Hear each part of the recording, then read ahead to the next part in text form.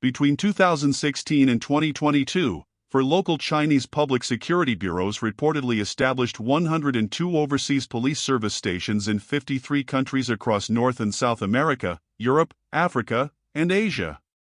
Citing reports on these stations released by human rights NGO Safeguard Defenders, authorities in the United States, Canada, the United Kingdom, the Netherlands, and 10 other countries all launched investigations into these outposts. Concerns about these overseas police stations were amplified by evidence of China's foreign interference operations and intimidation of overseas critics. Are fears of these stations warranted? What are the stations' origins and operations and their links to transnational repression? In responding to these stations, democratic governments need to confront the broader problem of transnational repression.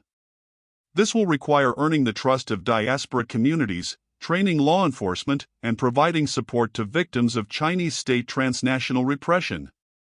Title 1: China's official stance: service centers, not police stations. When asked about these stations, Beijing has either denied their existence or insisted that these service centers provided administrative services for overseas Chinese.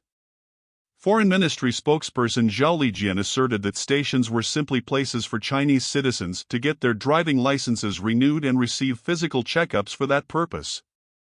In Beijing's narrative, these stations perform bureaucratic functions like consulates. This characterization is partially accurate. At least officially, station staff are local residents, not police. By accessing services at these stations by phone or online reporting platforms, overseas Chinese can renew residency cards, driver's licenses, and national ID cards. These stations are also not standalone facilities but instead are located in businesses or residential neighborhoods. Others operate out of overseas associations, like the America Changal Association New York in New York City or the Hungary Qingtian Hometown Association in Budapest. Title 2: Beijing's motivations: controlling the diaspora abroad. Despite Beijing's protestations, overseas police service stations are part of China's broader efforts to influence and control the Chinese diaspora. They are part of a network of party and state agencies responsible for influencing groups outside the party, known as the United Front system. General Secretary Xi Jinping has stressed the importance of United Front work, calling it a magic weapon for the Chinese people's great rejuvenation. Outside China, Beijing has long used the United Front system to guide, buy, or coerce political influence abroad, including through overseas Chinese work, aimed at building connections with the Chinese diaspora. While overseas stations appear to be embedded in the United Front system, it is unclear how much direct support the Chinese central government gave these efforts. China's long-standing guerrilla policy style is marked by continuous experimentation.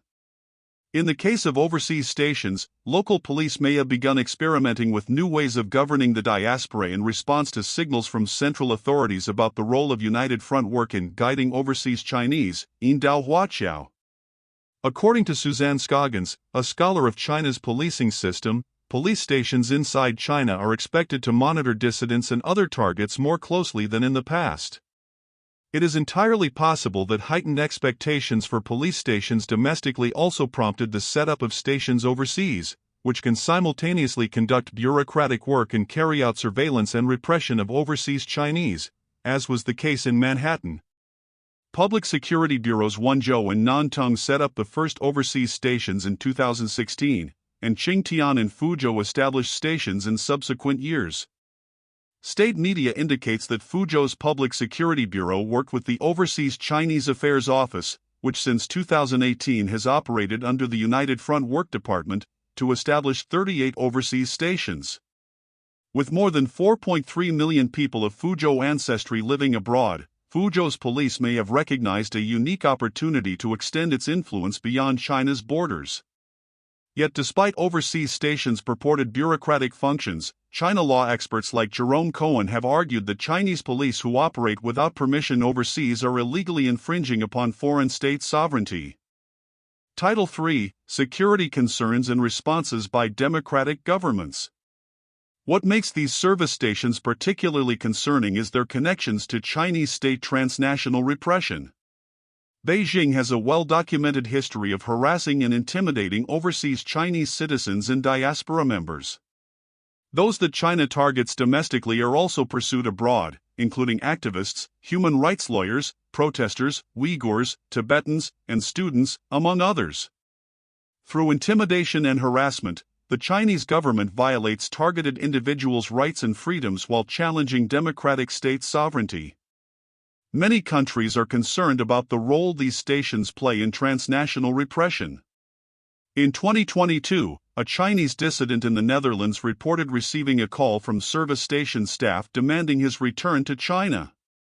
This and other cases indicate that some stations are involved in persuasion to return operations, where police and prosecutors in China convince or threaten suspects overseas into returning to China to face trial, often without the cooperation of host states.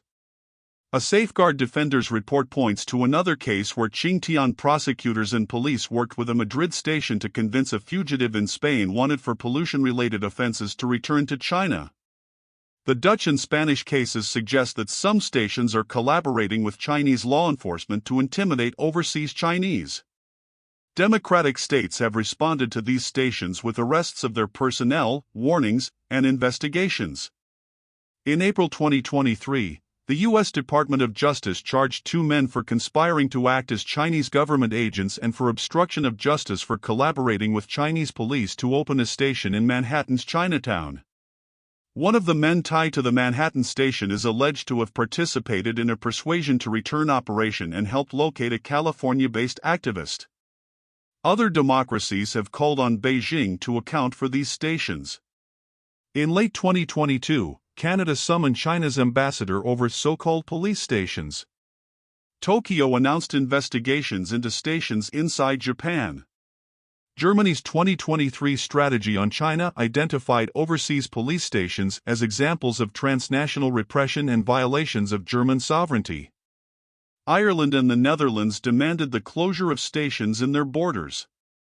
And in a May 2023 communiqué, the G7 called on Beijing to abide by the Vienna Conventions on Diplomatic and Consular Relations, a reference to stations conducting consular business outside diplomatic missions. Title 4: More information is needed. Concern over these stations is warranted. However, important information is still lacking. First, it is unclear which stations are involved in transnational repression or persuasion to return operations. In June 2023, the United Kingdom's Minister for State Security declared the stations unacceptable but acknowledged that a police investigation into 3 UK-based stations found no evidence of illegal activity. Second, it is unclear how many of the 102 stations Safeguard Defenders listed are still operating. In October 2023, a Deputy Commissioner for the Australian Federal Police stated that police had found no information that indicates that a Chinese police station is operating in Sydney.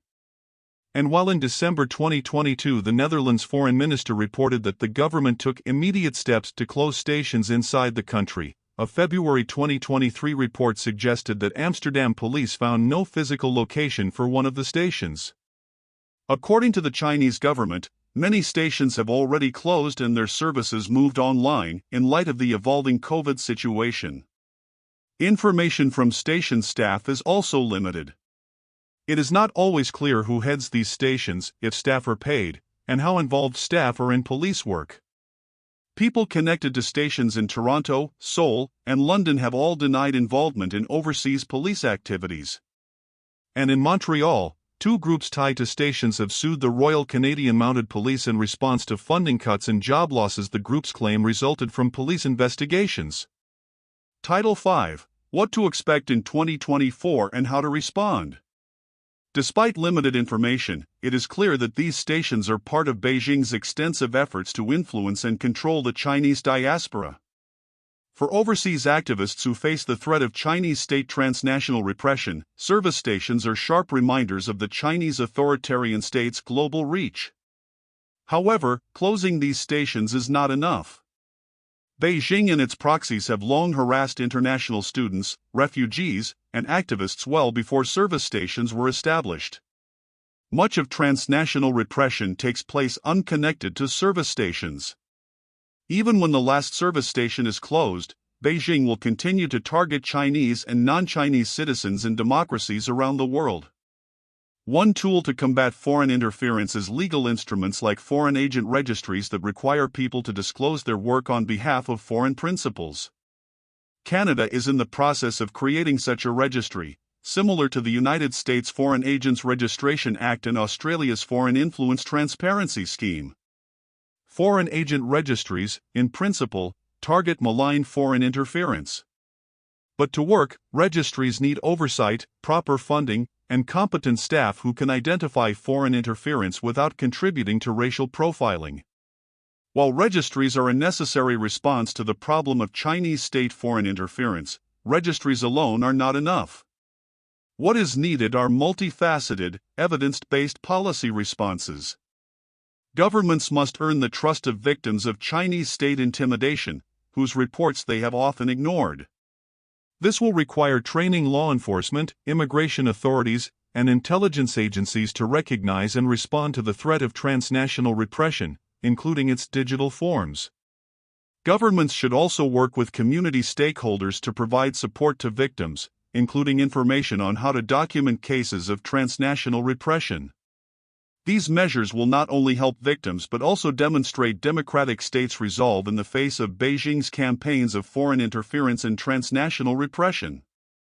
万事不求人，私人助理、私人顾问时代来临了。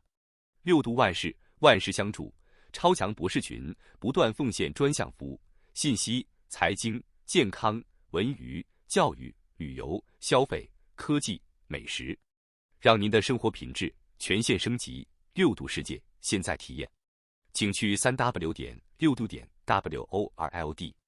限时免费期间，全体注册网友免费使用付费版的高级功能如下：支持论坛搜索，免费画图。第一步，点击右上角最左边的机器人符号开始对话，像图片中红框中的那样。第二步，如图选择六度万事，我们未来将推出更多的 AI 供大家选择。然后就可以与六博士悄悄畅谈了，还支持论坛内部信息搜索哦。